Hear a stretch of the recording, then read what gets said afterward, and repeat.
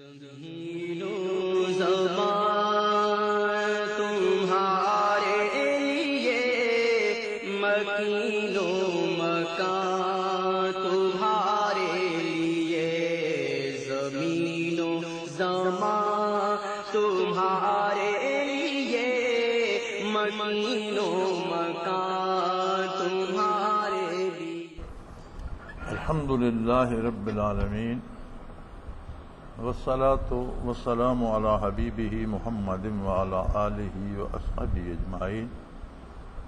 اعوذ باللہ من الشیطان الرجیم، بسم اللہ الرحمن الرحیم۔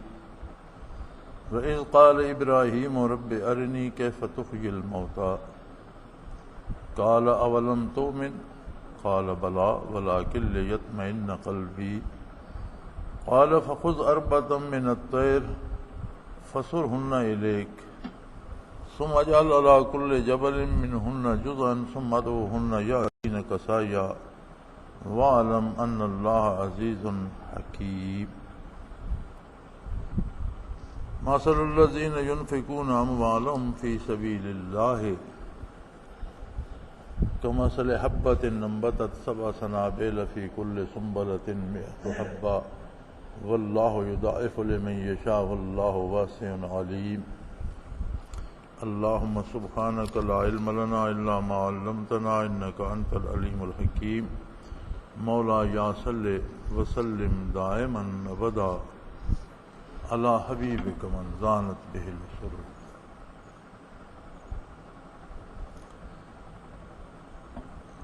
اسی گزشتہ بات کو آگے بڑھاتے ہوئے ارشاد فرمایا، وَإِذْ قَالَ إِبْرَاهِيمُ رَبِّ أَرِنِي كَيْفَ تُحْيِي الْمَوْتَى، جب ابراہیم علیہ السلام نے دعا کی، اے اللہ جس طرح تو مردوں کو زندہ کرے گا وہ منظر مجھے دکھا دے، آرنی مجھے دکھا دے، کیف تحیی الموت کس طرح سے تو مردوں کو دوبارہ زندہ کرے گا۔ قرآن حکیم نے یہ 3 مثالیں یکجا کر کے اس موضوع پہ بہت زور دیا ہے، اس لیے کہ کفار کے پاس ایک بہت بڑا اعتراض جو ہوتا تھا وہ حیات بعد الموت کا تھا، کہ جب ہڈیاں گل سڑ جائیں گی، گوشت پوست ریزہ ریزہ ہو جائے گا، ہر چیز خاک میں مل جائے گی، تو پھر ہمیں کہا جاتا ہے کہ تم زندہ ہوگے، پھر آج تک جو مرے ہیں ان میں سے تو زندہ کوئی ہوا نہیں، کتنی دنیا گزر گئی، کوئی تو زندہ نہیں ہوا، ہم بھی مر جائیں گے، مٹی میں مل جائیں گے۔ تو حیات بعد الموت جو ہے یہ ایک بہت بڑا اعتراض تھا ایمان کے مقابلے میں، کہ اللہ کی عظمت کا اقرار کریں، پھر اس کی بندگی کا اقرار کریں، پھر یہ سارا نظام ایمان کی ساری عمارت جو ہے وہ یقین بالآخرت پہ ہے۔ اللہ کریم نے الذین یؤمنون بالغیب یقیمون الصلاۃ ومما رزقناہم ینفقون والذین یؤمنون بما انزل الیک وما انزل من قبلک وبالآخرۃ ھم یوقنون۔ سارے ایمانیات آ گئے کہ جو غیب پر ایمان رکھتے ہیں، سب سے بڑا غیب اللہ کی ذات ہے کہ ہر جگہ حاضر بھی ہے اور انسانی حواس کے دائرے میں بھی نہیں آتا، نہ کوئی دیکھ سکتا ہے، نہ سن سکتا ہے، نہ اس کی مثال دے سکتا ہے۔ فرشتے غائب ہیں، نظر نہیں آتے، جنت و دوزخ غائب ہے، آخرت غائب ہے۔ یہ ساری چیزیں انسان کے حواس خمسہ کی رسائی سے باہر ہیں۔ ان سب باتوں پہ ایمان بالغیب ہے کہ ہماری رسائی سے، ہمارے حواس کی رسائی سے باہر ہیں، لیکن اللہ کے رسول کی صداقت پہ یقین ہے، اسی کا نام ایمان ہے۔ خود ذات باری، اللہ کے فرشتے، اللہ کا نظام، عرش فرش میں جو اللہ کا نظام جاری ہے ساری ہے، جس طرح سے آخرت ہوگی، قیامت ہوگی، زندہ ہوں گے، حساب کتاب ہوگا، جنت ہے، دوزخ ہے، تو یہ ساری چیزیں بظاہر پردے غیب میں ہیں، ان پر یقین کرنے کو ایمان بالغیب ارشاد فرمایا کہ غیب پر ایمان لاتے ہیں، جو ان کے حواس کی رسائی میں نہیں ہے اس پر ایمان لاتے ہیں. اور یہ سارا ایمان زیر بحث آیا، یؤمنون بالغیب ویقیمون الصلاۃ، پھر اللہ کی عبادت کرتے ہیں، اللہ کی اطاعت کرتے ہیں. وَمِمَّا رَزَقْنَاهُمْ يُنْفِقُونَ، اور ہم نے جو انہیں رزق دیا ہے، وہ علم ہے یا قوت ہے یا اقتدار ہے یا دولت ہے، وہ اللہ کے حکم کے مطابق اس کو استعمال کرتے ہیں اور اس کا خرچ کرتے ہیں. پھر وَالَّذِينَ يُؤْمِنُونَ بِمَا أُنزِلَ إِلَيْكَ، وہ لوگ جو کچھ آپ پر نازل کیا گیا اس سارے پر ایمان رکھتے ہیں. وَمَا أُنزِلَ مِن قَبْلِكَ، اور آپ سے پہلے جو نبیوں پر نازل ہوا اس کو بھی برحق اور اللہ کا کلام مانتے ہیں، ہر نبی کے نبی ہونے پر یہ ایمان رکھتے ہیں. اس سب کے بعد پھر تاکیداً فرمایا وَبِالْآخِرَةِ هُمْ يُوقِنُونَ، اس ساری امارت کا مدار اس بات پر ہے کہ انہیں آخرت پر یقین کامل، حیات بعد الموت پر اور آخرت پر جب تک یقین کامل نہ ہو تو باقی کسی بات کا اعتبار ہی نہیں رہتا، اس کی ضرورت ہی نہیں پیش آتی. کیوں اللہ کی عبادت کریں، کیوں اللہ کو مانیں؟ اس لیے کہ ہمیں واپس اس کے حضور جانا ہے. اگر اس نے ہمیں ایک دفعہ بنایا، ہم مر کر فنا ہو گئے، مٹی میں مل گئے، قصہ ختم ہو گیا، تو پھر کسی نے مانا تو بھی مٹی میں مل گیا، نہ مانا تو بھی مٹی میں مل گیا، پھر ضرورت کیا، فرق کیا اس میں؟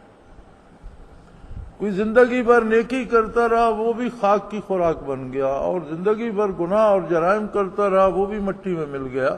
اور اس کی ضرورت کیا ہے کہ وہ ایمان لائے، وہ نیکی کرے؟ ضرورت اسی لیے ہے کہ موت زندگی کا خاتمہ نہیں ہے. موت کو سمجھا ہے غافل اختتام زندگی، موت کو سمجھا ہے غافل اختتام زندگی ہے، یہ شام زندگی صبح دوام زندگی.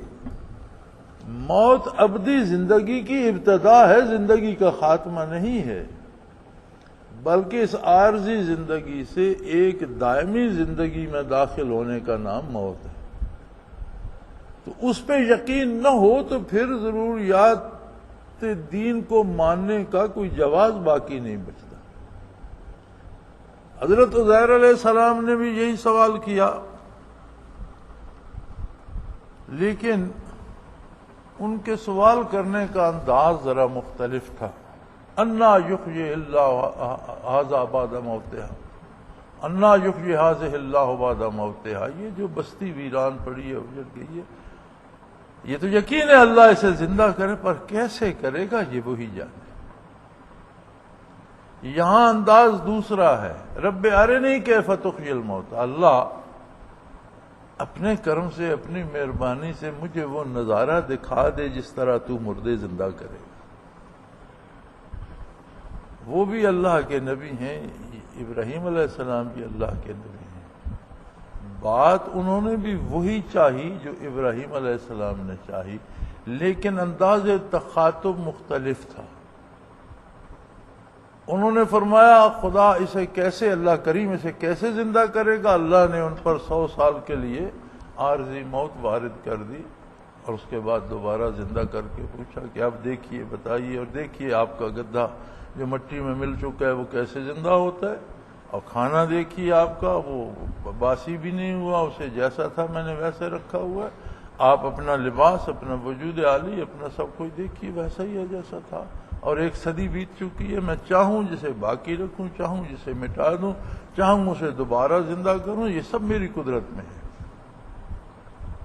اللہ مجھے تو اس کا پہلے سے یقین ہے، میں تیرا نبی ہوں، میں تو صرف مشاہدہ کرنا چاہتا تھا. تو وہ مشاہدہ مانگنے کا اسلوب مختلف تھا، یہاں اسلوب مختلف ہے. اس میں حیرت تھی کہ اللہ قادر ہے، ضرور کرے گا، پر کیسے کرے گا سمجھ نہیں آتی. اس کا مطلب یہ ہے کہ دعا مانگنے کا بھی سلیقہ آنا چاہیے. دعا مانگنے کے آداب بھی ہیں اور دعا مانگنے کا سلیقہ بھی ہے. اس کا طریقہ وہ بہت عالی بارگاہ ہے، رب العالمین کی بارگاہ بہت عالی بارگاہ ہے، اور وہاں تھوڑا سا اظہار کا ہیر پھیر بہت سی مشکلات کا سبب بن جاتا ہے۔ وہی اللہ کا نبی ہے جسے 100 سال اس میں سے گزرنا پڑا ابتلا میں سے، یہ بھی اللہ کا پیغمبر اور نبی ہے۔ یہ فرما رہے ہیں، عرض کریں اللہ آرنی کیف تخجل، مجھے دکھا دے، میرا دل چاہتا ہے میں وہ نظارہ دیکھوں کہ تو مردے کس طرح زندہ کرے گا۔ تو فوراً سوال ہوا کالا ولم تؤمن، تو میرا نبی ہے، رسول ہے، میرا خلیل ہے، اور تجھے اس بات پر یقین نہیں ہے؟ قال بلا، یا اللہ یقین کیوں نہیں ہے، میں تیرا نبی ہوں، مجھے یقین نہیں ہوگا تو کس کو؟ یہ تو مجھے یقین ہے کہ تو مردے زندہ کرے گا۔ ان کے زندہ کرنے کا طریقہ کیا، کس طرح سے زندہ ہوں گے، میں وہ دیکھنا چاہتا ہوں۔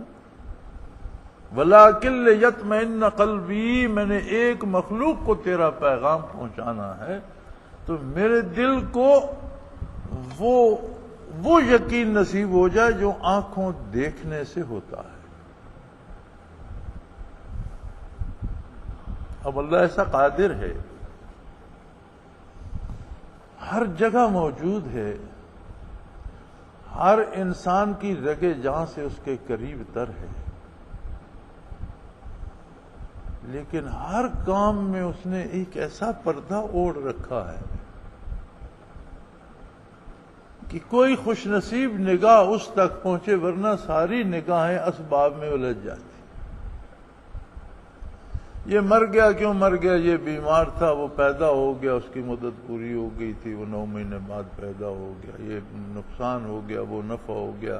یہ نقصان اس کی بے وقوفی سے ہوا، وہ نفع میری دانش مندی سے ہوا۔ اب بڑے کم لوگ ہوتے ہیں جو یہ کہتے ہیں کہ یہ اللہ کے کرنے سے ہوا، اور وہ بھی اللہ کے کرنے سے۔ یہ مر گیا، اللہ کا حکم تھا، وہ پیدا ہو گیا، اللہ کو منظور تھا۔ یا نفع ہو گیا، اللہ نے دے دیا، یہاں نقصان ہو گیا، اسے منظور تھا۔ یہ ایک بات کہنی آسان ہے اور اسے دل سے کہنا اور اس پر یقین کرنا مشکل ہے، اور اگر اس پہ یقین آ جائے تو پھر اللہ سامنے آ جاتا ہے۔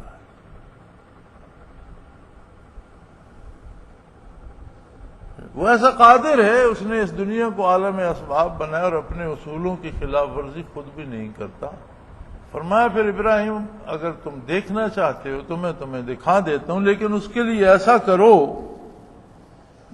فخذ اربعۃ من الطیر، مختلف اقسام کے 4 پرندے لے لو، کوئی سے 4 پرندے مختلف النسل لے لو، فَصُرْهُنَّ إِلَيْكَ، انہیں پالو، انہیں دانہ ان کا ڈالو، انہیں پانی شانی دو، ان کے ساتھ کھیلو، انہیں ہلاؤ اپنے ساتھ، فَصُرْهُنَّ إِلَيْكَ، انہیں اپنے ساتھ ہلاؤ تاکہ تم ان کی قد بت، ان کی جسامت، ان کے حلیے سے آپ واقف ہو جاؤ، وہ پرندے آپ کے ساتھ ہل جائیں، تاکہ جب دوبارہ زندہ ہوں تو یہ اشکال نہ ہو کہ شاید یہ کوئی اور، جو بطخ میں نے رکھی ہوئی تھی وہ تو نہیں، یہ کوئی اور ہے، یا جو میرے سامنے بطخ مر گئی تھی، یا کوا مر گیا تھا، یا مرغا مر گیا تھا، یہ شاید اس جیسا کوئی دوسرا نہیں۔ فَصُرْهُنَّ إِلَيْكَ، انہیں اپنے ساتھ ہلا لیجئے تاکہ آپ بھی ان کے قد و قامت، وجود، ریشے، بندہ جس جانور کو پالتا ہے پھر اس سے بہت واقف ہو جاتا ہے، اسے پہچان لیتا ہے، اور جب وہ آپ کے ساتھ اچھی طرح ہل جائیں تو انہیں ذبح کر دو، ان کے سارے گوشت پوست، ان کے پر، ان سب چیزیں اکٹھی کر کے انہیں ایک کسی اس میں ڈال کر کوٹ کر انہیں یکجان کر دو۔ وہ جو بن جائے گا گوشت کا قیمہ، اور وہ پروں کا اور کھال کا اور پنجوں، ہر چیز کو اس میں مسل کر رکھ دو اور انہیں مسل گڈ مڈ کر دو۔ ثم اجعل علی کل جبل منہن جزءا، پھر ان کا ایک ایک حصہ 4 حصے کر کے 4 پہاڑوں پہ پھینک دو، ان کا گوشت، خون، ہر چیز وہ نکل جائے گی اور ہر چیز مل جل جائے گی، ذرہ ذرہ مکس ہو جائے گا۔ پھر ان کے 4 حصے کر کے ان کو 4 پہاڑوں پر پھینک آئیے۔ ثم ادعوہن، پھر انہیں بلائیے، جیسے آپ وہ زندہ تھے تو انہیں بلاتے تھے، اس انداز سے انہیں بلائیے، یاتینا کا سایہ، یا پھر تو دیکھے گا کہ وہ کس طرح زندہ ہوتے ہیں اور کس طرح بھاگ کر تیرے پاس حاضر ہوتے ہیں۔ چنانچہ سیدنا ابراہیم علیہ السلام نے 4 پرندے لیے، انہیں اچھی طرح پالا پوسا، خوب ہلایا، خوب ان کی پہچان بن گئی، وہ ان کے ساتھ ہل گئے، جہاں وہ بلاتے وہ چاروں آ جاتے، پھر ان کو ذبح کیا، پھر ان کا سارے پر ہر چیز اس میں جیسے تھے پورے وجود پیس کر رکھ دیے، پھر ان کو اس ملغوبے کے حصے بنا کر دور پہاڑوں پر پھینکا۔ اور جب انہوں نے بلایا تو انہوں نے دیکھا کہ کوئی ریزہ کہیں سے آ رہا ہے، کوئی ذرہ کہیں سے آ رہا ہے، خون کا کوئی ذرہ کہیں سے آ رہا ہے، کوئی کہیں سے آ رہا ہے، کھال کہیں سے آ رہی ہے۔ ایک ایک ذرہ ان کے سامنے آتا گیا، جڑتا گیا، بنتا گیا، حتیٰ کہ پرندے زندہ ہو کر ان کے گرد اکٹھے ہو گئے۔ وَاعْلَمْ أَنَّ اللَّهَ عَزِيزٌ حَكِيمٌ، اور جان لو اللہ غالب ہے، جب چاہے جو چاہے کر سکتا ہے، لیکن وہ حکیم ہے، اس کی حکمت کا تقاضا ہے کہ ہر چیز کا اس نے ایک وقت معین کرے۔ وہ چاہے تو آج بھی جو مر چکے ہیں ساری مخلوق کو زندہ کر دے، لیکن اس نے ہر کام کا ایک وقت معین کر رکھا ہے، یہ اس کی حکمت کا تقاضا ہے، اور وہ قادر ہے، وہ جب چاہے جو چاہے کر سکتا ہے۔ مسائل السلوک جو اخذ کیے گئے ان آیات کریمہ سے، اس میں فرماتے ہیں کہ شیخ سے اخذ فیض کے لیے اسی طرح انس شرط ہے جس طرح ان پرندوں کو حضرت ابراہیم علیہ السلام سے ہو گیا۔ اگر قلبی انس نہیں ہوگا تو فائدہ نہیں ہوگا، اور اگر کوئی کسی شیخ کے ساتھ لگا ذکر کرتا رہا، مراقبات کرتا رہا، اسے مراقبات ہوتے گئے، وہ ترقی کرتا گیا، کہیں بہت دور نکل گیا، لیکن پھر وہ بات دل سے جاتی رہی، پھر اس نے سمجھا کہ اب میں خود سب کچھ ہوں، مجھے ضرورت نہیں ہے، تو ایک لمحے کی بات ہے کہ وہ انس جہاں نفی ہوا، ساری چیزیں وہاں دڑام سے نیچے چلی گئی، پھر کچھ نہیں بچتا۔ اب یہ مر گئے، مٹی میں مل گئے، خاک ہو گئے، لیکن ان کی آواز پر ان میں تڑپ پیدا ہوئی، ذرات بھی پھڑک اٹھے، وہ انس باقی تھا۔ فَسُرْهُنَّ إِلَيْكَ، انہیں اپنے ساتھ ہلا لیجئے، ان کا انس ہو جائے آپ کے ساتھ، وہ انس باقی تھا۔ ذرات بھی پھڑک اٹھے قدرت باری سے اور یکجا ہو کر زندہ ہو کر سامنے آ گئے۔ تو مسائل السلوک جو یہاں سے اخذ کیے ہیں علماء حق نے، اس میں لکھتے ہیں کہ شیخ کے ساتھ اگر یہ محبت قلبی نہ ہو تو برکات نصیب نہیں ہوتی، اور کوئی ساتھ عرصہ لگا لے، مدت گزار لے، اور کسی وقت اس عقیدت میں فرق آ جائے تو جو کچھ بن چکا ہوتا ہے وہ دھڑام سے ضائع ہوتا ہے، کچھ نہیں بچتا۔ ان تحبط اعمالکم وانتم لا تشعرون، بارگاہ رسالت میں ذرا آواز بلند ہوئی، سارے اعمال ضائع ہو گئے۔ یہی مقام شیخ اور مرید میں ہوتا ہے، عقیدت گئی، ادب گیا، سب کچھ گیا۔ حصول فیض کے لیے عقیدت کا ہونا شرط ہے، لیکن عجیب بات یہ ہے کہ لوگوں کو ان سے عقیدت ہوتی ہے جو شیخ نہیں ہوتے، دنیا دار ہوتے ہیں، اور لوگوں کی عقیدت بھی دنیا کے لیے ہوتی ہے، اپنے دنیاوی کاموں کے لیے، اور فرض کر لیتے ہیں۔ اب ہندو بدھ کی پوجا کر کے کہتے ہیں اس نے مجھے اولاد دے دی، اسی طرح ہم بھی فرض کر لیتے ہیں کہ فلاں کے کہنے سے میرے اولاد ہو گئی، فلاں کے کہنے سے مجھے دیتا تو رب العالمین ہے، اس کا اپنا ایک نظام ہے۔ دنیا کے کام اپنے نظام الاوقات کے مطابق ہوتے رہتے ہیں، ان کے بھی ہو رہے ہیں۔ جو اللہ ہی کو نہیں مانتے انہیں کون سا پیر دے رہا ہے؟ کافروں کے پاس بڑے بڑے ممالک کی حکومتیں ہیں، انہیں کون سا پیر دے رہا ہے؟ پیر کو کب مانیں گے؟ وہ تو اللہ کو نہیں مانتے۔ یہ رب العالمین کا ایک نظام ہے۔ شیخ اور مرید میں جو نسبت ہوتی ہے وہ دنیا کے لیے نہیں ہوتی، وہ ہوتی ہے محبت الہی کے لیے، وہ ہوتی ہے ایمان و یقین کے لیے، وہ ہوتی ہے آخرت کے لیے، وہ ہوتی ہے قرب الہی کے لیے، اور درد عشق پیدا ہو اللہ اور اللہ کے رسول کے ساتھ۔ یہ سارا تعلق اس کے لیے ہوتا ہے۔ دنیاوی کام اگر شیخ مرید کے کام آتا ہے تو مرید بھی شیخ کے کام آتے ہیں، وہ بھی انسان ہے، وہ بھی انسان۔ کبھی شیخ بیمار ہوتا ہے تو ڈاکٹر مرید ہوتا ہے، لیکن اس وقت وہ اس کے کام آتا ہے، اس کا علاج کرتا ہے، اس کی مدد مرید کر رہا ہوتا ہے۔ یہ اللہ کا نظام ہے۔ اب اسے اللہ نے ایک فن دیا، وہ ڈاکٹر ہے، شیخ طبیب نہیں ہے، بیمار ہوا مرید علاج کر رہا ہے۔ اسی طرح مرید پہ کوئی مصیبت آتی ہے، شیخ کی دعا کام کر جاتی ہے یا وہ مدد کرتا ہے۔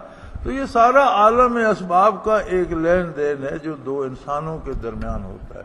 جو رشتہ مرید کا یا شیخ کا ہے وہ ان سے ایک دوسری چیز ہے جو وصول الہی کی طرف لے کے جاتی ہے، جو محبت الہی کی طرف لے کر جاتی ہے، جو محبت آقا نامدار صلی اللہ علیہ وسلم کی طرف لے کر جاتی ہے، جو یقین بالآخرت کی طرف لے کر جاتی ہے۔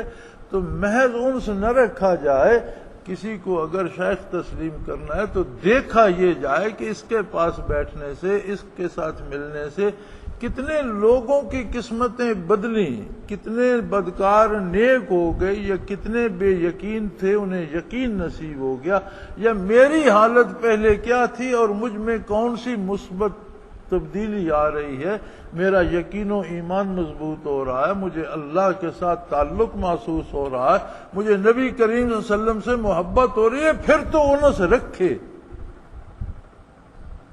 اور دنیاوی چکروں کے لیے کسی انس کی ضرورت نہیں ہے۔ دنیا کا نظام جو نہیں مانتے ان کو بھی اللہ کریم نے دے رکھا ہے اور ان کا بھی چل رہا ہے۔ تو حق یہ ہے، انبیاء کو تو یقین کامل تھا، حضرت عزیر علیہ السلام کو بھی، حضرت ابراہیم علیہ السلام کو بھی۔ یہ مثالیں تھیں عام انسانوں کے لیے جنہیں وہ دعوت دے رہے تھے اور جو یقین کرنے کو تیار نہیں تھے کہ یہ دیکھ لو اس طرح سے تمہیں بھی دوبارہ زندہ ہونا ہوگا۔ اس کا مطلب ہے کہ اللہ کریم انسان کو اپنی طرف بلانے کے لیے کتنا کرم فرماتا، کتنا مہربان ہے وہ کہ اس نے مردہ زندہ کر کے دکھا دیے کہ بھئی اب تو مانو، میری طرف آ جاؤ۔ لیکن جو بد نصیب تھے، جو نہ آ سکے، وہ پھر بھی نہ آئے۔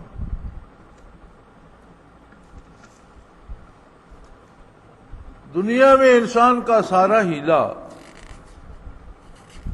مال جمع کرنے، مال بڑھانے میں ہوتا ہے، بلکہ وہ سوچتا یہ ہے کہ میرے بعد اتنی دولت میرے بچوں کو بھی مل جائے، اور یہ کوئی بری بات نہیں ہے۔ نبی علیہ الصلوۃ والسلام کا ارشاد ہے کہ اولاد کو تنگ دستی اور بدحالی میں چھوڑنے سے انہیں دنیاوی اعتبار سے خوشحال چھوڑنا اللہ کو پسند ہے۔ حق بنتا ہے ہر آدمی کا محنت کرے، رزق حلال کمائے، جائز طریقے سے رکھے اور اولاد کو دے کر جائے۔ انہیں افلاس کی نظر کرنے سے انہیں رزق دے کر مرنا اچھی بات ہے، لیکن یہ بھی نہ ہو کہ اللہ کی راہ میں خرچی نہ کرے۔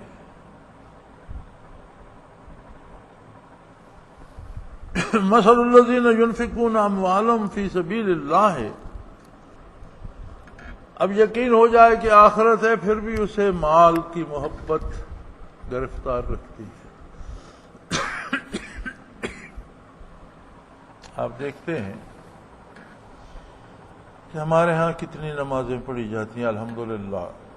ہیں لوگ بے نمازی بھی، لیکن شہروں میں بھی جا کر دیکھیں، دیہات میں بھی اذان ہوتی ہے تو مساجد بھر جاتی، اور شہروں میں تو یہ عالم ہے کہ آپ تھوڑے سے تاخیر سے جائیں تو آپ کو جوتوں میں جگہ ملتی ہے، صفیں بھری ہوئی ہوتی ہیں، کھڑا ہونے کی جگہ نہیں ملتی۔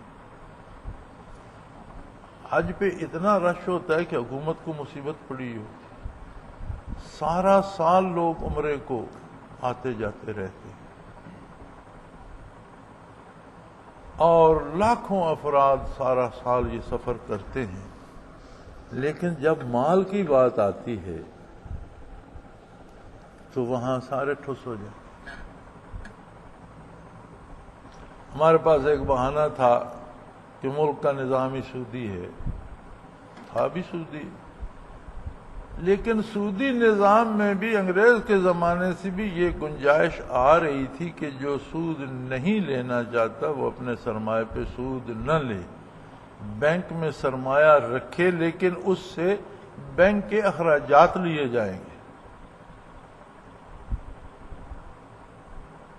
اب ایک طرف یہ ہے کہ ہم نے 1,00,000 روپیہ بینک میں رکھا، اس پر ہمیں 8%، 9% سود ملتا ہے سالانہ، دوسری طرف یہ ہے کہ اس میں سے 1.5%، 2%، 3% سالانہ کٹ جاتے ہیں کہ تم سروس چارجز دو۔ کتنے ایسے ہوں گے جنہوں نے سود نہیں لیا؟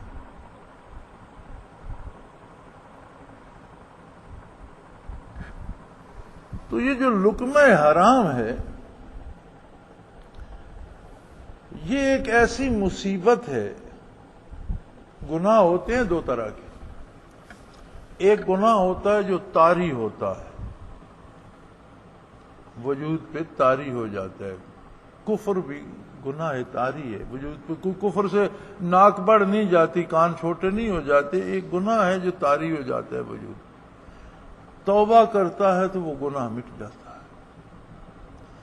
دوسرا گناہ ہوتا ہے جو وجود میں ساری ہو جائے، حصہ بن جاتا ہے جسم کا، جیسے حرام کھایا تو حرام تو جسم کا حصہ بن گیا، سود لیا وہ حلال سرمایہ میں رلایا تو ایک مٹکے پانی میں ایک بوند ملا دی پیشاب کی تو سارا ناپاک ہو گیا، حلال کو بھی اس نے حرام کر دیا۔ اب حرام کھایا تو وہ تو گوشت بنے گا، خون بنے گا، رگوں میں دوڑے گا، دل میں دھڑکے گا، وجود کا حصہ بن گیا۔ یہ میرا اپنا ذاتی تجربہ ہے، اللہ نے توفیق دی، الحمدللہ ہم نے بھی ایک کوشش کی اور علماء حق احباب کوشش کرتے رہے، اور اب تو ملک میں اجازت ہوگی نیشنل بینک کی طرف سے کہ بلا سودی نظام جو ہے بینکاری کا وہ بھی بینک سود والا بھی چلتا رہے اور بلا سودی بھی چلے۔ اب حق تو یہ تھا کہ تمام مسلمان اپنا سارا سرمایہ فوراً بلا سودی میں منتقل کر دیتے، ایمان کا تقاضا تو یہ تھا، لیکن کتنے ہیں جنہوں نے ایسا کیا؟ اگر سارے تاجر، سارے سرمایہ دار، سارے پیسے والے لوگ اپنا سرمایہ بلا سودی اس میں کاروبار میں لگا دیتے، بینک میں رکھ دیتے تو سود والا پیسہ خود بخود ختم، اس میں سرمایہ ہی نہ رہتا، چلتا کہاں سے؟ لیکن ہم نمازیں پڑھ لیتے ہیں، حج کراتے ہیں، روزے رکھ لیتے ہیں، زندہ باد کے نعرے لگا لیتے ہیں، نفاذ اسلام کے لیے ہم جان دے دیں گے، لیکن پیسہ نہیں دیں گے، اس پہ سود کھا رہے ہیں سارے۔ اللہ کریم فرماتے ہیں کہ سرمایہ کو اگر تم دگنا تگنا چوگنا کرنا چاہتے ہو تو پھر ان لوگوں کی مثال دیکھو جو اللہ کی راہ میں خرچ کرتے ہیں، وہ بھی اپنا سرمایہ بڑھاتے ہیں، سود سے اتنا نہیں بڑھتا، فرمایا ان کی مثال ایسی ہے کمثل حبۃ، جیسے ایک دانہ کاشتکار بوتا ہے زمین میں۔ اب ایک دانے پہ آپ فرض کر لیں کہ 7 بالیں نکلیں، 7 سٹے لگے اس پر، انبتت 7 سنابل فی کل سنبلۃ 100 حبہ، پھر ہر بال میں، ہر سٹے میں 100 دانہ ہے، تو ایک کے 700 ہو گئے۔ یہ تو قرآن نے مثال دی ہے۔ میرا تجربہ یہ ہے کہ ہم جب گندم کاشت کرتے ہیں تو ایک ہمارے پاس پچھلے سال جو بیج تھا، اس سال تو خیر فصل ہوئے نہیں، اللہ کی مرضی، تو پچھلے سال جو ہمارے پاس بیج تھا اس میں نے 21 سٹے بھی گنے ہیں، جہاں ہم نے ایک دانہ گرایا تھا اس پر جو کوٹا پیدا ہوا اس میں 21 شاخیں تھیں اور ان پر 21 سٹے تھے۔ اب ایک دانے سے کتنے دانے بنے؟ تو فرمایا مال بڑھانا ہی چاہتے ہو تو ادھر منافع بے حساب ہے، اور پھر یہ ضروری نہیں کہ آپ نے مال لٹا دیا۔ فرمایا جو بھی انفاق فی سبیل اللہ کرتا ہے، انفاق فی سبیل اللہ کیا ہے؟ ہر جائز کام پہ خرچ کرنا انفاق فی سبیل اللہ ہے، حتیٰ کہ بال بچوں کو کھانا دینا بھی انفاق فی سبیل اللہ ہے، بیوی بچوں کے کپڑے بنانا بھی انفاق فی سبیل اللہ ہے، اپنی حیثیت کے مطابق ان کا گھر بنانا بھی انفاق فی سبیل، ہر جائز کام پہ خرچ کرنا اللہ کی راہ میں خرچ کرنے کے برابر ہے۔ نبی علیہ الصلوۃ والسلام نے فرمایا کہ بندہ مومن اپنے بیوی بچوں کو جو کھانا کھلاتا ہے، ان پر جو خرچ کرتا ہے وہ صدقہ ہوتا ہے، اسے اس کا ثواب ملتا ہے۔ تو عرض کی کہ یا رسول اللہ یہ تو اس پر فرض ہے نان و نفقہ اللہ کی طرف سے، تو صدقہ کا فرمایا تو فرض کی بجا آوری ہی تو عبادت ہے، اللہ کی طرف سے فرض ہے تو وہ بجا لاتا ہے تو فرض کی بجا آوری ہی تو عبادت ہے، یہی تو عبادت بن جاتی ہے۔ یہ ضروری نہیں کہ آپ مال لٹا دیں، زکوٰۃ دینے کے بعد نصاب کے مطابق زکوٰۃ دینے کے بعد باقی مال آپ کا ہے، لیکن اسے خرچ آپ اس طرح کر سکتے ہیں جیسے آپ کے پاس اللہ کی امانت ہے، مالک وہ ہے، جہاں وہ کہے وہاں خرچ کرو، جہاں سے روک دے وہاں نہ کرو۔ تو یہ سارا انفاق فی سبیل اللہ ہے، اور اس پر ثمرات لگتے چلے جائیں گے اور وہ بڑھتا چلا جائے گا۔ دنیا کا مال جو حرام طریقے سے آئے گا وہ آخرت میں عذاب کا سبب ہوگا، اور جو یہ مال کی بڑھوتری ہے یہ اللہ کے قرب کا سبب بن جائے گی۔ تو کتنا فاصلہ ہے فرمایا اس میں، واللہ یضاعف لمن یشاء واللہ واسع علیم، اور یہ کوئی ضروری نہیں کہ وہ 21 سٹوں پہ یا 7 سٹوں پہ بس کر دے، یہ تو اس نے ایک مثال دی ہے۔ حضرت ابن مبارک رحمۃ اللہ تعالی علیہ ایک ولی اللہ تھے اور بہت مالدار شخص تھے، رئیس آدمی تھے، بہت بڑا ان کا توشہ خانہ تھا جسے خزانہ آج کل کی زبان میں کہا جاتا ہے۔ تو عربوں کا یہ دستور تھا، شہد سے، زیتون سے عربوں کو بہت رغبت ہوتی تھی، تو وہ چھوٹے چھوٹے مشکیزیں بنا کر ان میں اپنے توشہ خانوں میں رکھتے تھے۔ تو کسی خاتون کا بچہ بیمار ہوا تو اس نے ایک چھوٹا سا کوئی گلاس قولا اٹھایا ہوا، وہ ان کے پاس حاضر ہوئی، اور اس کی حضرت میرا بچہ بیمار ہے، طبیب نے کہا ہے اسے شہد کے ساتھ دوائی دو، اور مجھ میں خریدنے کی سکت نہیں ہے، تو آپ مہربانی فرمائیں آپ کے توشہ خانہ سے تھوڑا سا شہد مل جائے تو میں یہ برتن لائی ہوں بچے کی دوا کے لیے۔ انہوں نے توشہ خانہ کے انچارج کی طرف دیکھا اور فرمایا اندر سے شہد کا ایک مشکیزہ لے آؤ۔ وہ لے آیا، فرمایا اسے دے دو، وہ دعائیں دیتی چلی گئی۔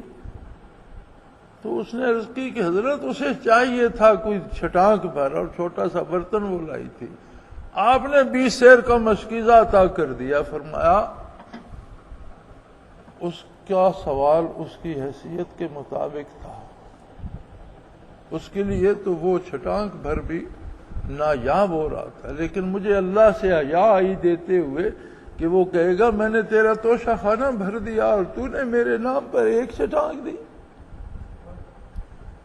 میں نے جو دیا ہے، مجھے اللہ نے جو حیثیت دی ہے میں نے اس کے مطابق دیا، اس نے جو مانگا ہے جو اس کی حیثیت ہے دنیاوی اس کے اعتبار سے اس نے مانگا ہے، میں نے جو دیا ہے مجھے اللہ نے جو حیثیت دی ہے نا میں اس حساب سے۔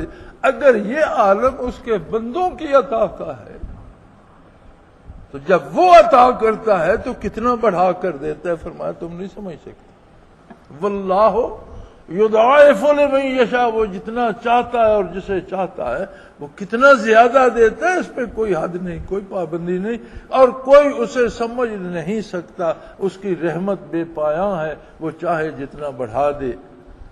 واللہ واسع علیم، وہ بڑی وسعت والا اور علم والا ہے۔ وآخر دعوانا ان الحمد للہ رب العالمین۔ زمین و زمان تمہارے لیے، مکین و مکان تمہارے لیے، زمین و زمان تمہارے لیے، مکین و مکان تمہارے لیے، چنین و چنا تمہارے